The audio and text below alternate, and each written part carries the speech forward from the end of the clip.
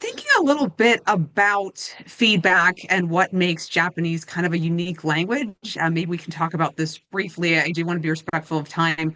But Bostwick Sensei, we'll start with you. What kinds of things that are unique to the Japanese language do you think make giving feedback a little bit more challenging for our students, and how do you address that?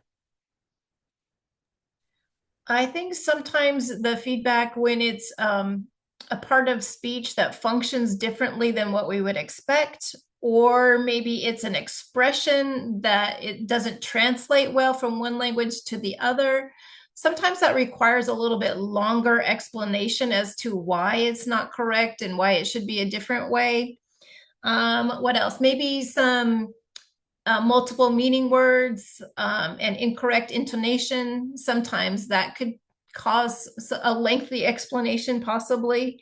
I'm trying to think of what else would be unique. I might have to come back to that one. I think that's a great answer. And, just kind of being respectful of time as I want to make sure that we're kind of moving on to the Q&A part for the last 15 minutes. But you touched on a lot of things that make Japanese unique, especially for things like particles, for example, that can definitely be challenging. Thank you for that. And then Nozaki Sensei, if you don't mind chiming in, what kinds of things that are unique to Japanese do you think make giving feedback a little bit more challenging? And how do you address that? Yeah, so I still haven't got a good answer for this, my challenges. Recently, I found like gender-specific items like first-person pronouns or sentence final particles. So yeah, the textbook mentions that like watashi can be used for both genders, and but the boku or ore are used for the males. But recently, yeah, it's not just recent things, but yeah, quite a while. Like even some like teenager girls will use boku or sometimes want to use ore, and so especially like this time and people wants to identify themselves in their uh, own ways. So recently I just mentioned just a general explanation for those first person pronoun like as traditional, and then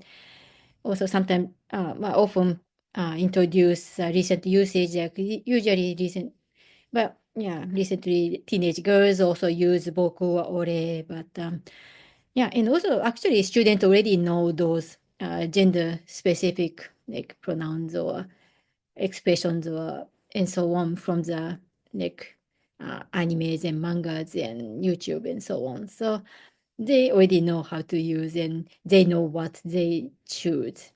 So yeah, for this diverse time, so sometimes we Japanese instructors have to know the trend of those use of the language in Japan as well. Yeah, so and also new like slangs or new words that comes out like every every day or every hours. So yeah, that's all. You made a good point about the slang, and I have to admit, I'm feeling very much like an old fogey these days because even students will use English things that they learned in TikTok. They'll say stuff like, "Am I in check?" And I don't know what that means. It is important to stay on top of it, not just for Japanese, but also for English. Thank you for Yeah, that. so those yeah, speaking of slangs, like, yeah, often I hear either new Japanese words from the students who recently studied abroad and came back to Japan, and so they bring back a new words from Japan, and also sometimes heritage learners also bring up new words as well. Yes, thank you for that. And Kobuke Sensei, same question, dealing with things that make Japanese a little bit unique and the challenges related to feedback. What kinds of things are unique to Japanese that can make giving feedback more challenging for students, and how do you address this?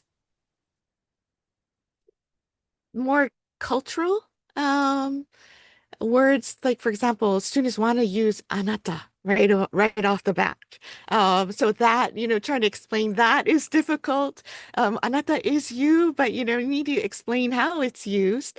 And then, for example, another one I can think of right off the bat is like, ありがとうございます when in English, when we end our emails, we normally say, oh, thank you, even if it's a request. But in Japanese, if it's not done, it's a request, then it's not ありがとうございます. It's よろしくお願いします. Doing those cultural factors, I think, is a little bit more challenging for students to understand. Yeah, but just showing videos or examples of how it's done in Japan, I think that helps when explaining. Instead of just saying in Japan it's this, when they see it in through anime or see it through a video as some sort of clip from a TV show, then it hits, makes sense more.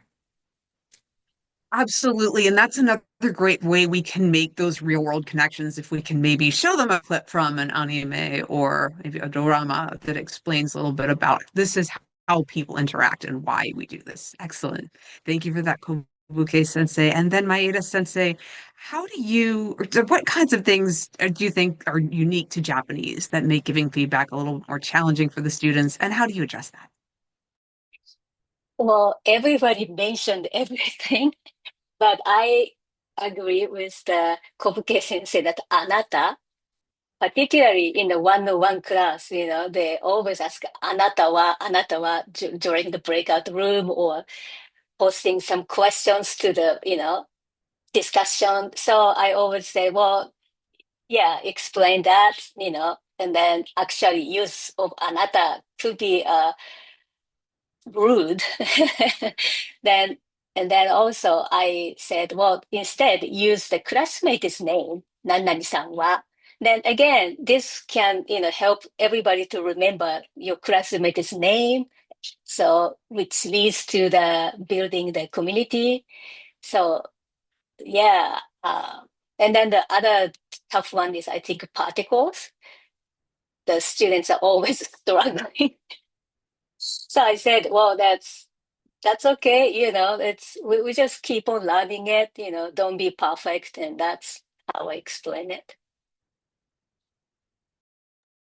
Particles are definitely a challenge. I can certainly vouch as somebody who was not a native speaker. I think particles were something that I really struggled with for a very long time. And as you said, we don't always have to be perfect. We keep going and we learn from our mistakes. And fundamentally, I think that's a good way to look at it.